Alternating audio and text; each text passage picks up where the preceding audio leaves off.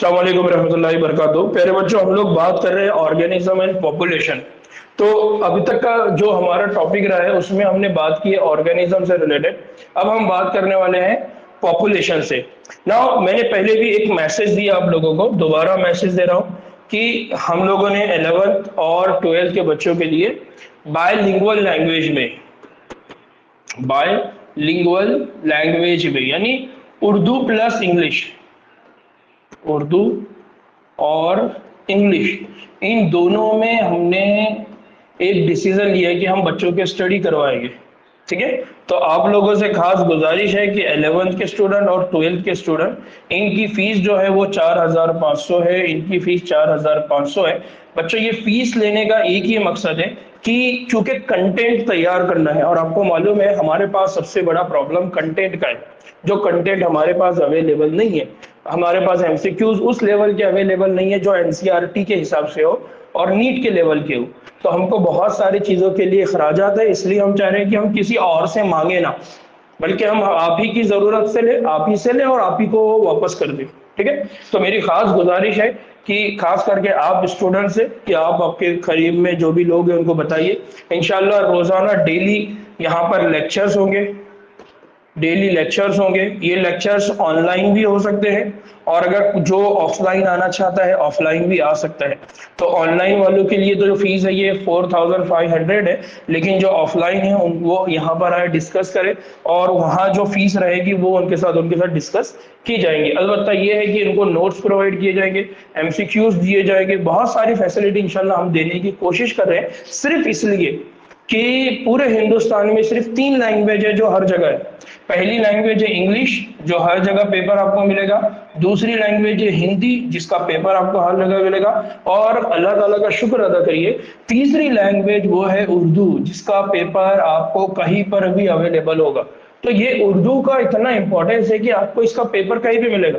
अगर आप उर्दू सेलेक्ट करते हैं तो पेपर आपको उर्दू में भी आएगा प्लस इंग्लिश में भी आएगा। पेपर आपको दोनों लैंग्वेज में मिलेगा। लेकिन अगर आप सिर्फ इंग्लिश सेलेक्ट करते हैं तो पेपर आपको सिर्फ इंग्लिश लैंग्वेज में ही मिलेगा। ये अक्सर बच्चों को मालूम नहीं है। तो मेरी खास करके आप लोगों से गुजारिश है कि ये बहुत इंपॉर्टेंट इंफॉर्मेशन है और ये बहुत सारे लोगों को अभी भी नहीं मालूम है। उनको ये बताइए ताकि वो आने वाले ब्राइट फ्यूचर को हासिल कर सके। ठीक है, नाउ हम बात कर रहे हैं पॉपुलेशन की। हम किसकी बात कर रहे हैं? पॉपुलेशन ना। हमने पहले बात किए थे, पहले ऑर्गेनिज्म की, हमने बात की है ऑर्गेनिज्म की। और इस ऑर्गेनिज्म के अंदर हम बात करते हैं इंडिविजुअल की, हम बात कर रहे थे इनफिरादियत की। अब बहुत सारे जानदार आ जाएंगे, बहुत सारे ऑर्गेनिज्म आएंगे। क्यों? क्योंकि उनके अंदर क्या होगा? सर्वाइवल होगा। क्योंकि उनके अंदर क्या होगा? रिप्रोडक्शन होगा। यानी उनके अंदर क्या होगा? वो एक तो बाकी रहेंगे और बाकी रहने के बाद वो क्या करेंगे? तौलीदी अमल अंजाम देंगे। तौलीदी अमल अंजाम देने की वजह से उनकी क्या होगी? पॉपुलेशन बनेगी। इस तरह से हमारे पास क्या आ गया? पॉपुलेशन। ना हो, अब ये जो पॉपुलेशन है, इस पॉपुलेशन को अगर हम जिस तरह से हमने ऑर्गेनिज्म को समझा है, कि हम पॉपुलेशन को भी इसी तरह से समझेंगे? नहीं। पॉपुलेशन की कुछ खुसूसियात है, पॉपुलेशन के कुछ एट्रीब्यूट्स है, उसी की बिना पर उसको हम समझ सकते हैं। ठीक है, तो सबसे पहले हम ये बात कर रहे हैं कि पॉपुलेशन के एट्रीब्यूट्स है क्या। तो उससे पहले हम बात को समझे कि कुदरत में हम शाज़ो नादर ही किसी नू को अकेले अफराद नजर आते हैं। यानी हमारे को कोई भी जो स्पीशीज है, जो भी नू है, वो हमको कहीं पर, यानी हम ये कहेंगे कि वो एक्सटिंक्ट होने वाला है इसलिए वो अकेला बचा, लेकिन कहीं पर भी आपको ऐसा नहीं लगेगा कि कोई स्पीशीज अकेली हो। इनकी अक्सरियत एक मुतय्यन जोग्राफियाई इलाके में इज्तिमाई शक्ल में क्या कहती रहती है। जैसे ऑस्ट्रेलिया के अंदर कंगारू, वो वहां पर आपको ज्यादा देखने को मिलेंगे। फिर इसी तरह से हमारे पास अगर हम बात करें टाइगर, वो हमको यहाँ पर दिखेंगे। तो इस तरह से मोर की बात करो तो अलग अलग जानदार है, वो हमेशा एक नू में, एक पॉपुलेशन में अलग अलग नहीं बल्कि इज्तिमाई शक्ल में रहते हैं। एक ही तरह के वसाइल के लिए मुकाबला करते हैं और इसको आपस में क्या करते हैं? बांटते हैं। तो क्या होता है कि ये जो नू होती है, उस नू के अंदर एक बात तो ये होती है कि वो हमेशा क्या रहते हैं? एक इज्तिमाई शक्ल में जिंदगी गुजारेंगे। दूसरा कि किसी भी रिसोर्स के लिए, किसी भी जराए के लिए, किसी भी वसाइल के लिए उनके दरमियान हमेशा क्या रहेगा? कंपटीशन रहेगा, मुकाबला रहेगा। या फिर वो क्या करेंगे? म्यूचुअल अंडरस्टैंडिंग में एक दूसरे को क्या करेंगे? बांटेंगे।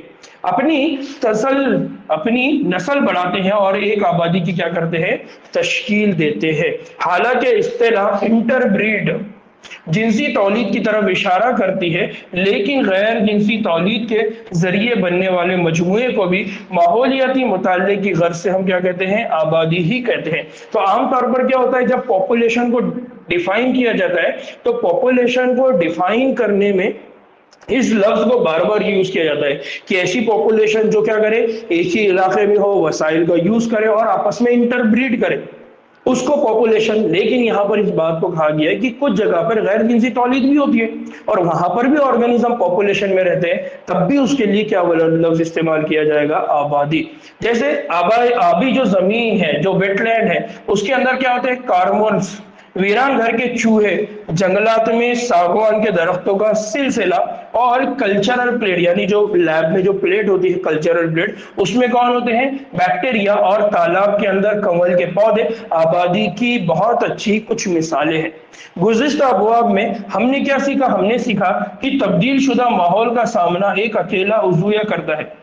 जो भी माहौल तब्दील होगा, इन्वायरमेंट तब्दील होगा, तो उज़्व, जिसको हमने कहा ना अभी इन्वायरमेंटल फैक्टर की हमने बात की है, फिर इसी तरह से हमने इंटरेक्शंस की बात की है, रिस्पॉन्स किस तरह का होता है, तो एक उज़्वी की बात हो रही है। मगर एक मुफीद सिफत की इर्तिखा, यानी कोई एक कैरेक्टर को इवॉल्व करना है, डेवलप करना है, तो उसके लिए कुदरती इंतखाब आबादी की सतह पर असरअंदाज होता है। इसलिए हमेशा कहा जाता है जो नेचुरल सिलेक्शन का प्रोसेस है, जो नेचुरल सिलेक्शन का प्रोसेस है, या जिसको हम क्या कहते हैं, कुदरती इंतखाब, जिसको हम क्या कहते हैं, कुदरती इंतखाब, जो डार्विन ने कहा है ना, कुदरती इंतखाब। तो ये कुदरती इंतखाब की इकाई क्या है, इस कुदरती इंतखाब की इकाई क्या है, पॉपुलेशन।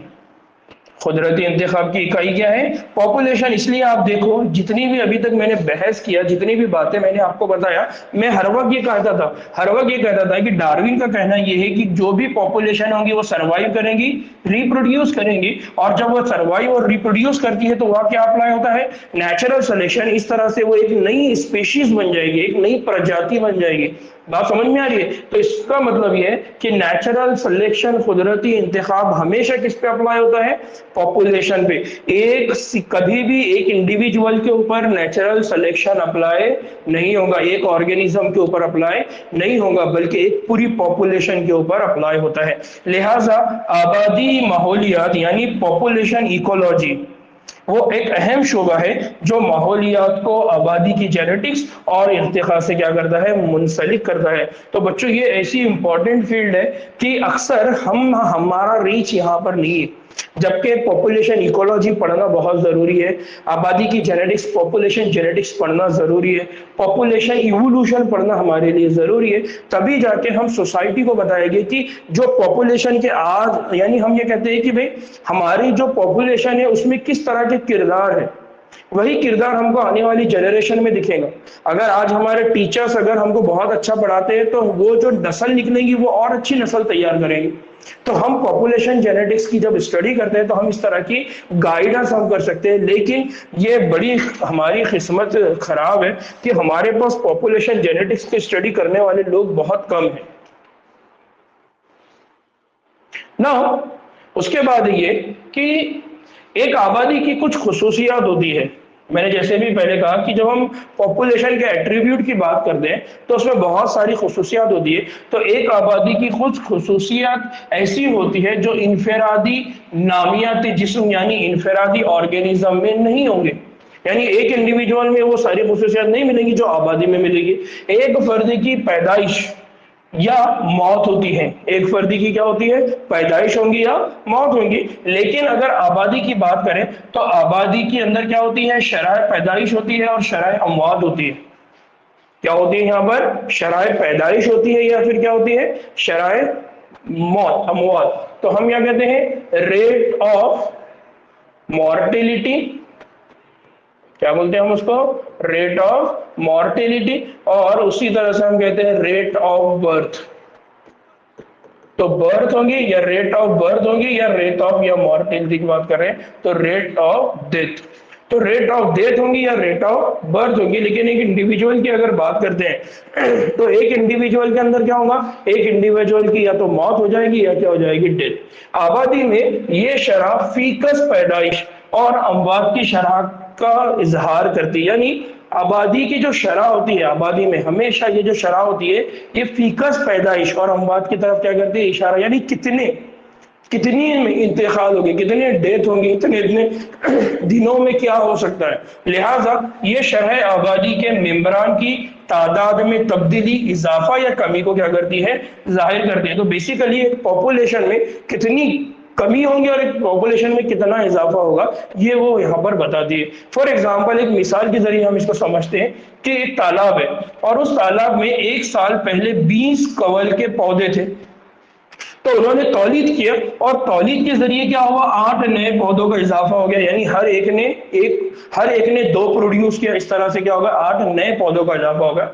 मौजूदा आबादी को 28 लेकर हम शरह पैदाइश का क्या करते हैं, हिसाब करते हैं। यानी हम क्या करेंगे, अगर 8/20 अगर कहते हैं तो 0.4 क्या होगा, कमल फी साल लगाते हैं। यानी एक साल में कितना पैदा हो रहा है, तो हम कह रहे हैं कि 0.4%। यानी लैब में अगर 40 फ्रूट फ्लाइज की आबादी हो और 4 अदद एक खास वक्फे यानी 4 वक्फे के बाद एक हफ्ते में और मर जाती है, तो इसकी आबादी की इस वक्फे में जो शरह अमवात है वो क्या है, 0.1 या यानी 4/40। यानी अफराद की क्या हो रही है, फ्रूट फ्लाई की क्या हो रही है, फी हफ्ता मौत हो रही है। यानी 40 में से 4 अदद क्या हो रहे जा रहे। तो हम ये कह रहे हैं कि वहां जो रेट है वो 0.1% के हिसाब से मर रहे हैं और हमने वहां कहा कि 0.4 के हिसाब से। यानी हर मर्तबा क्या हो रहा है, 4 का क्या हो रहा है, इजाफा होता जा रहा है। इस तरह से हम वहां पर बात को क्या करेंगे, समझाते हुए जाएंगे। तो जब पॉपुलेशन की बात होती है तो पॉपुलेशन की बात होती है तो पॉपुलेशन में रेट ऑफ बर्थ और रेट ऑफ डेथ की बात होती है, rate of natality, rate of mortality की बात होती है। ठीक है ना। आबादी की जो दूसरी खुसूसियत है वो जिनसी शरह है। आबादी की दूसरी जो खुसूसियत है वो क्या है, जिनसी शरह है। एक फर्द या तो नर होगा या तो वो मादा, लेकिन आबादी एक जिनसी शरह होती है। मसलन आबादी में 60% हिस्सा मादा होगी और 40% क्या होंगे, नर पर मुश्तमिल होंगे। तो यहाँ पर भी जब हम बात करते हैं तो पॉपुलेशन को जब हम काउंट करते हैं तो हम उसको शरह में काउंट करते हैं। फिर इसी तरह से किसी दिए हुए वक्त में अगर हम फॉर एग्जांपल एक बात को समझे तो अब इसका फायदा क्या होगा, यानी आबादी, अब अगर हम आबादी को भी अगर जिनसी शरह के अकॉर्डिंग अगर काउंट कर दें तो किसी दिए हुए वक्त में आबादी के अफराद की मुख्तलिफ उम्र होती है। अगर किसी आबादी के उम्र का इंतशार यानी अलग अलग वेरिएशन किसी खास उम्र के फीसद अफराद या एज ग्रुप की अगर हम बात करते हैं, जैसे अगर हमने आबादी का उम्र का फर्क को प्लॉट किया जाए तो नतीजे में जो शक्ल सामने आएगी इसको हम कहेंगे एज पिरामिड, उम्र का पिरामिड। बात समझ में आ रही है? बात क्या है, बात बीच बीच में असल में इंटरप्ट हो रही है क्योंकि ट्रांसलेटेड वर्जन है। अगर किसी आबादी के उम्र का इंतशार मतलब फर्क, वेरिएशन, जो डाइवर्सिटी है, तो अगर उसके लिए अगर हम एक प्लॉट बनाते हैं, प्लॉट कैसा बनाएंगे, तो हम किसी खास उम्र के फीसदी अफराद या एज ग्रुप की हम बात करने वाले हैं। तो अगर उसकी हम प्लॉट बनाएंगे तो नतीजे में क्या होगा, हमारे सामने एक शक्ल आएगी। वो जो भी शक्ल रहेंगी उसको हम क्या बोलेंगे, एज पिरामिड कहते हैं। जैसे यहाँ पर देखिए, यहाँ पर जो है वो एज पिरामिड यहाँ पर बना हुआ है। तो इंसानी आबादी के लिए एज पिरामिड नर और मादा की उम्रों का इंतशार यानी फर्क उमूमन एक ही शक्ल में दिखाया जाता है। पिरामिड की साख्त आबादी की मौजूदा नमू की अक्कासी करता है। पिरामिड की जो साख्त होती है वो आबादी की जो मौजूदा नमू है उसकी क्या करता है, अक्कासी करता है। इसकी वजह से हमको समझ में आएगा कि आने वाली जो पॉपुलेशन रहेगी वो किस तरह की रहेगी। फॉर एग्जाम्पल अगर हम एक ही बात करते हैं तो ए में हमको क्या दिख रहा है, इसमें इजाफा हो रहा है। ये जो आबादी है इसमें क्या हो रहा है, इजाफा हो रहा है। अभी किस तरह से इसको समझ लीजिए कि ये तौलीद से पहले के लोग हैं, ये तौलीद वाले हैं और ये तौलीद के बाद वाले। तो अब जो पॉपुलेशन है तौलीद से पहले वालों की, उसके बाद है तौलीदी पॉपुलेशन, उसके बाद है तौलीद के बाद वालों की। अब ये कौन है, ये है post fertilization, sorry post reproductive, ये है रिप्रोडक्टिव, और ये कौन है, प्री रिप्रोडक्टिव। तो प्री रिप्रोडक्टिव पॉपुलेशन बहुत ज्यादा है, उसके बाद रिप्रोडक्टिव पॉपुलेशन ज्यादा है, उसके बाद कौन सी है रिप्रोडक्टिव, उसके बाद कौन है पोस्ट रिप्रोडक्टिव पॉपुलेशन। तो इस तरह से क्या है, ये जो ओल्ड एज है इनके नंबर कम है और जो न्यू एज है जो और ज्यादा बच्चे दे सकती है वो ज्यादा है। फिर इसकी बात करो साकिब कि यहाँ पर ओल्ड वाला, यहाँ पर न्यू वाले, और जो न्यू जनरेशन है वो रिप्रोडक्टिव पॉपुलेशन और प्री रिप्रोडक्टिव जिससे नए बच्चे आने वाले उनकी तादाद कम है। तो ये होगा कि ये पॉपुलेशन आगे जाके एक साकित हो जाएंगी, यानी इसमें स्टेशनरी फेज आएगा, इसमें पॉपुलेशन बढ़ने वाली नहीं है।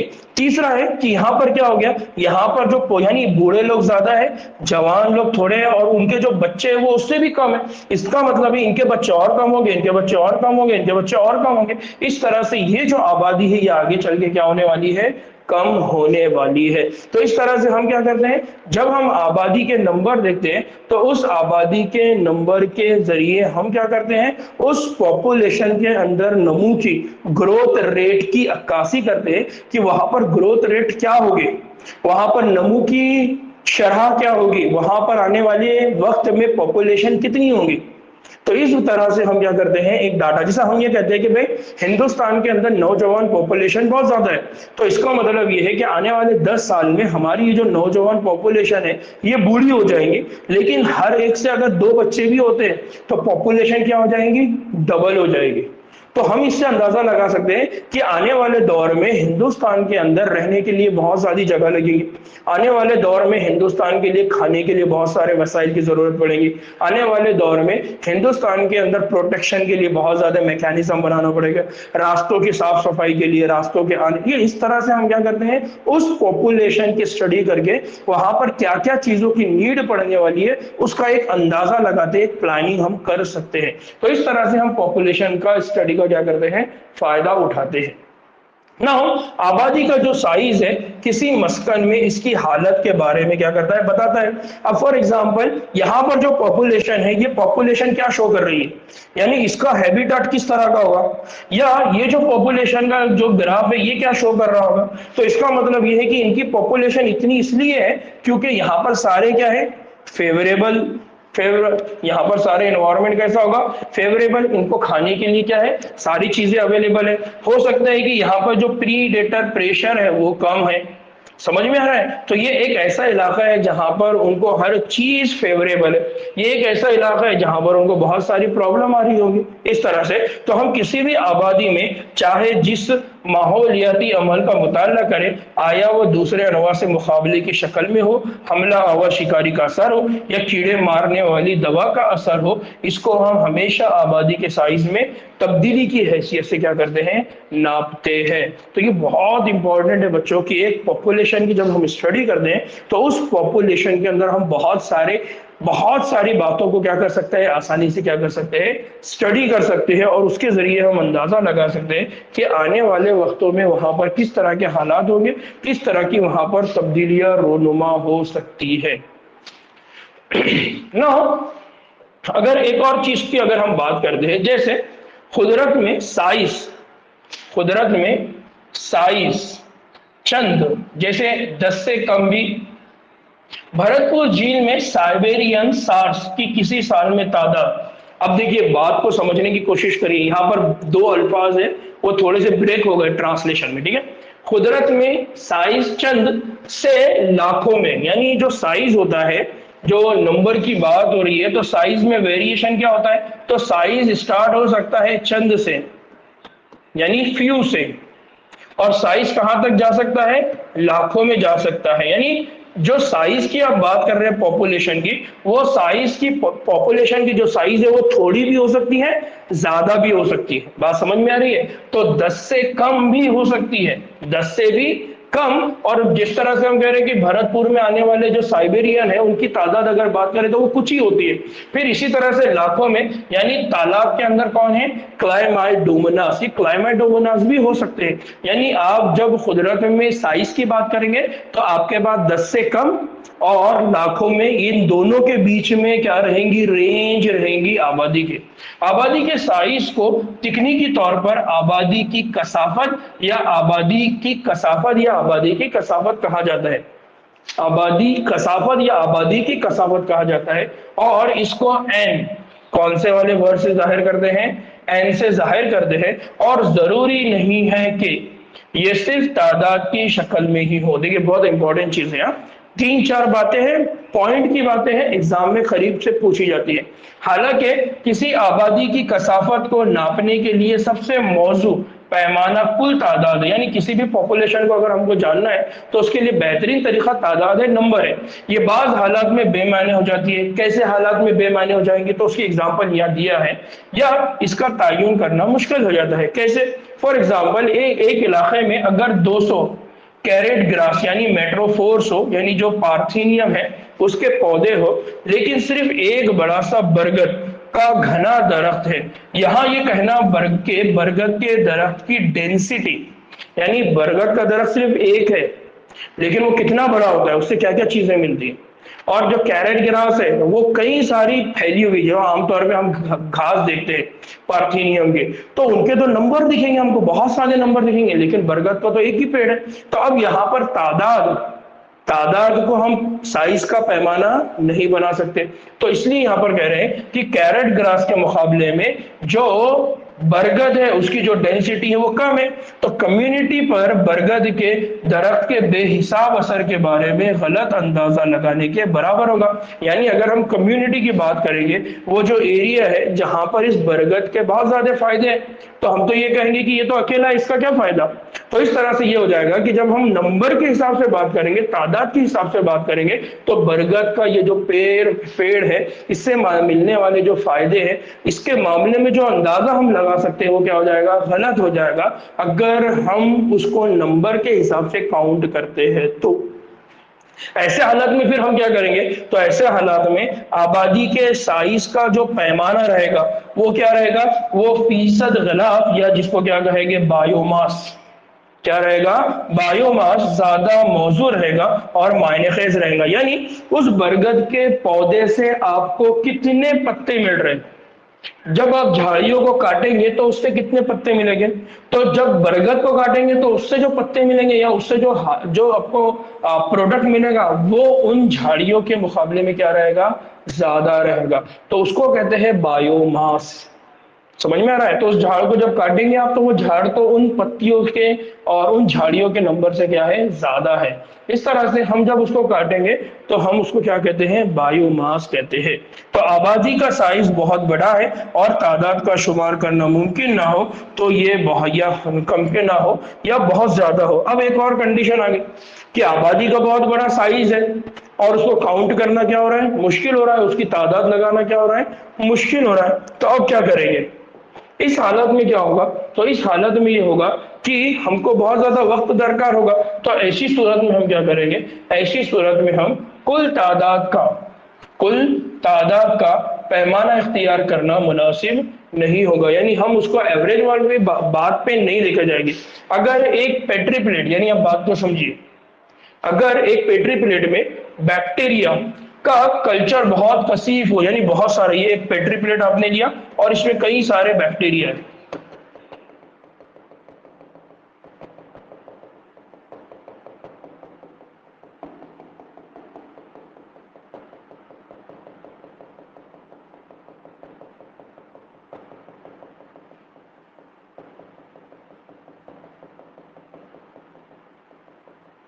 ठीक है, कई सारे बैक्टीरिया हो, तो इस बैक्टीरिया की कसाफत को नापने का कौन सा पैमाना इस्तेमाल करेंगे? कभी कभी कुछ माहौलियाती मुताले में ये जरूरी नहीं कि आबादी की हतमी कसाफतें मालूम हो, यानी अब जरूरी नहीं कि हमको उनके एग्जैक्ट नंबर ही मालूम हो, एग्जैक्ट साइज ही मालूम हो, जरूरी नहीं है। उसके लिए हम क्या करते हैं? रिलेटिव डेंसिटी, यानी हम क्या इस्तेमाल करेंगे? मुताल्लिका कसाफत का इस्तेमाल करेंगे। तो जरूरी नहीं है कि एक एरिया है, फॉर एग्जाम्पल अब मेरे को पूरे हिंदुस्तान की पॉपुलेशन मालूम करना है, तो अब हिंदुस्तान की पूरी पॉपुलेशन मालूम करना है, वो इतनी बड़ी है। अब मैं क्या करूंगा? अब मैं उसके लिए क्या करूंगा? रिलेटिव डेंसिटी वाला तरीका इस्तेमाल करूंगा। जैसे मिसाल के तौर पर जाल डालने पर औसतन पकड़ी गई मछलियों की तादाद झील में मौजूद मछलियों की कुल तादाद का काफी सही अंदाजा दे सकती है। यानी आपने एक मरतबा जाल डाला, 10 मछली आई, दूसरी मरतबा डाला 9 मछली आई, फिर तीसरी मरतबा डाला 10 मछली आई, फिर दूसरी मरतबा डाला 9 मछली आई। तो अब आप क्या करेंगे, उसका मीन वैल्यू निकालेंगे कि हो सकता है कि इसमें इतनी इतनी तादाद हो। यानी आप ये कह सकते हैं कि इन मछलियों के अंदर हमको 12 और 10 इसलिए मिल रही है क्योंकि इनका एवरेज हो सकता है कि मछलियों की जो तादाद है वो 1 लाख 1,000 के करीब हो, इसलिए जब भी हम डालते हैं तो हमको 10 मछलियां क्या होती है, हाथ में आती है। यानी वहां पर हो सकता है कि 1000 से लेकर 10,000 तक मछलियां हो, क्योंकि हम जब भी गल डाल रहे हैं तो हमको 10 मछलियां मिल रही है। तो इस तरह से हम क्या करते हैं, अंदाजा लगाते हैं। जैसा हम प्रोबेबिलिटी की बात करते हैं कि अगर किसी पॉपुलेशन के अंदर 10 बॉल में से एक बॉल काला हो, 10 बॉलों में से एक बॉल काला हो, तो उस पूरी पॉपुलेशन में 9 बॉल व्हाइट हो।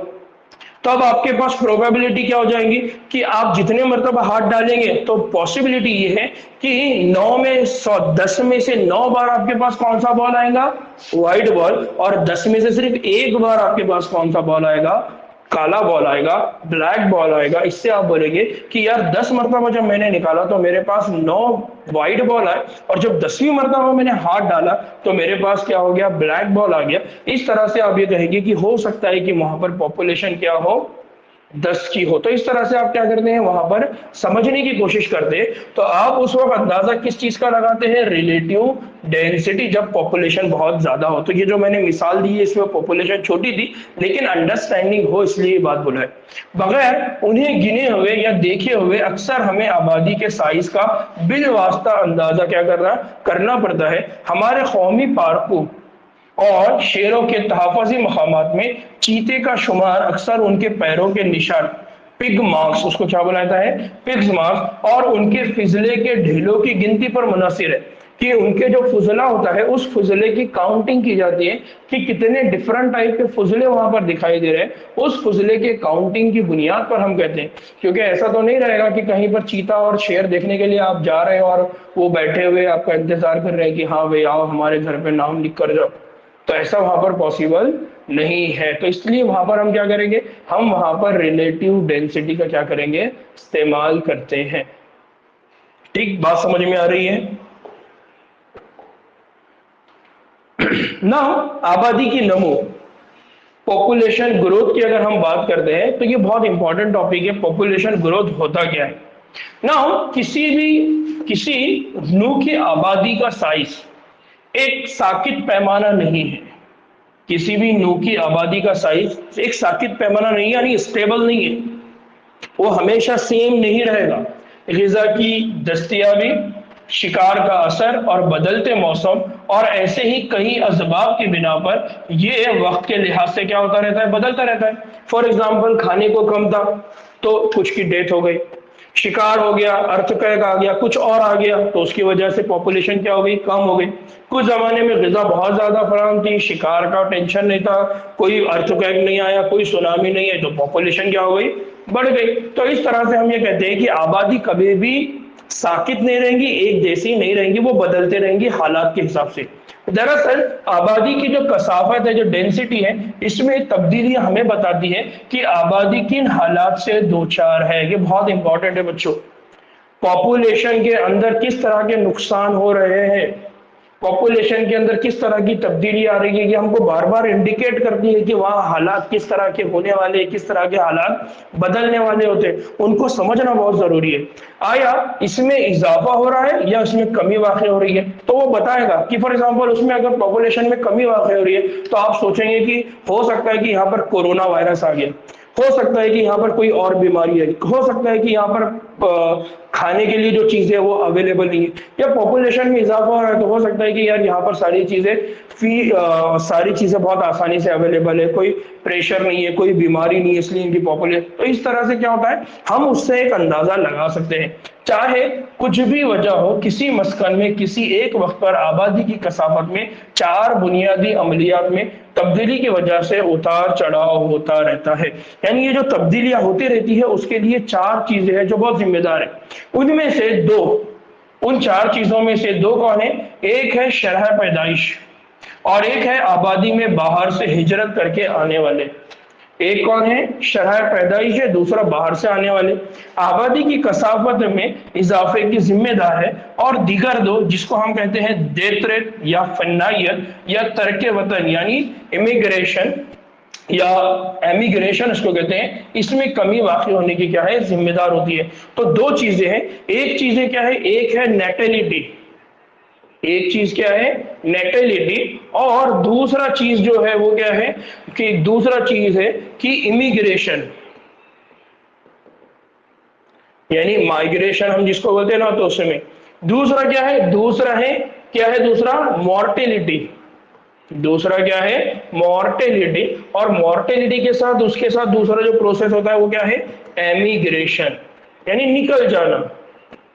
ठीक है, तो अब इनको बात को समझते हैं। तो अगर सबसे पहली बात करें किसी भी पैदाइश में, किसी भी आबादी में जो तब्दीली होती है, तो शरह पैदाइश फॉर एग्जांपल किसी दिए गए वक्त में पैदाइश की वो तादाद जो आबादी की इब्तिदाई कसाफत में जोड़ी जाती है, यानी पहले वहां पर 100 लोग थे, वहां पर और 10 का इजाफा हो गया तो अभी कितने हो गए, 110 हो गए। तो इस तरह से हम ये कह रहे हैं कि पैदाइश की तादाद में क्या हुआ, जो आबादी की इब्तिदाई कसाफत में क्या कर दिया आपने, जोड़ दिए।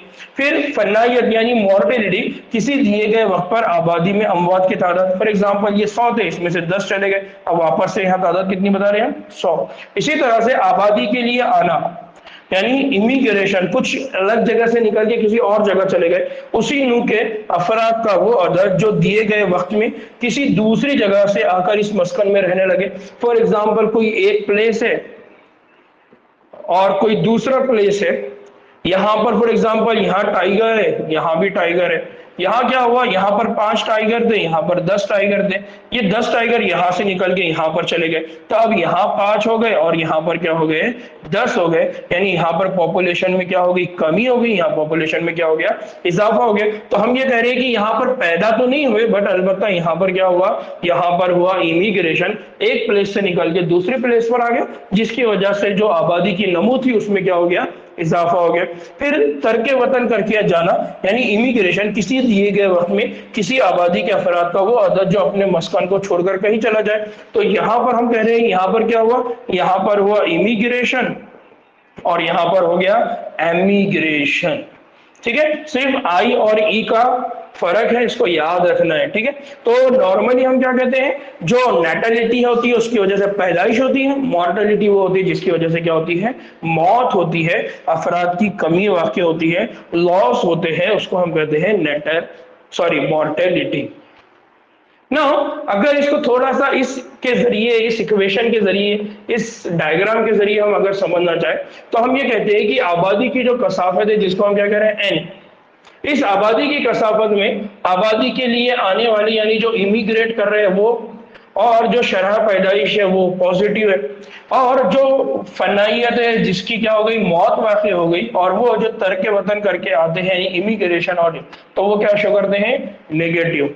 तो लिहाजा अगर हम आबादी की कसाफत को टी वक्त पर अगर बात करते हैं तो t+1 यानी वक्त के चेंज होने पर इसकी कसाफत क्या होगी। अगर हमको ये मालूम करना है कि पॉपुलेशन या आबादी की जो कसाफत है वो वक्त में तब्दीली के साथ क्या तब्दीली आएगी, तो उसके लिए हम इक्वेशन इस्तेमाल करते हैं, उसको कहते हैं n+t1 यानी चेंज इन पॉपुलेशन नंबर। और ये जो पॉपुलेशन नंबर था उससे पहले हम बात कर रहे हैं एनटी। एनटी का मतलब क्या होता है, इनिशियल वक्त जब पॉपुलेशन के नंबर चेंज नहीं हुए, तो उसमें अब चेंज को हम किस तरह से काउंट करेंगे, तो हम कहेंगे बर्थ रेट और इमिग्रेशन माइनस डेथ रेट और एमिग्रेशन। तो इस तरह से हम क्या करते हैं, उस पॉपुलेशन को कैलकुलेट करते हैं। तो हम क्या कह सकते हैं कि यहाँ पर जो पॉपुलेशन है उसको हम समझने के लिए बहुत आसानी से इस इक्वेशन का इसका इस्तेमाल कर सकते हैं, और इसके इस्तेमाल करके हम उस पॉपुलेशन के अंदर t+1 यानी वक्त में होने वाली तब्दीली को क्या कर सकते हैं, मालूम कर सकते हैं, बता सकते हैं। ठीक है, बात समझ में आई ना बच्चों। मेरी एक क्लास अभी है, तो हम असर की नमाज के बाद फिर से ज्वाइन होंगे और आज ये चैप्टर हम कंप्लीट करेंगे इंशाल्लाह। तो असर की नमाज पढ़ के 5:30 बजे सब लोग और ज्वाइन हो जाना इंशाल्लाह। हम ये पॉपुलेशन के अंदर जो ग्रोथ कर्व है बहुत इंपॉर्टेंट है, एग्जाम में इस पे सवाल किए जाते हैं, इसको समझेंगे। ठीक है, चलिए अस्सलाम वालेकुम रहमतुल्लाहि व बरकातहू।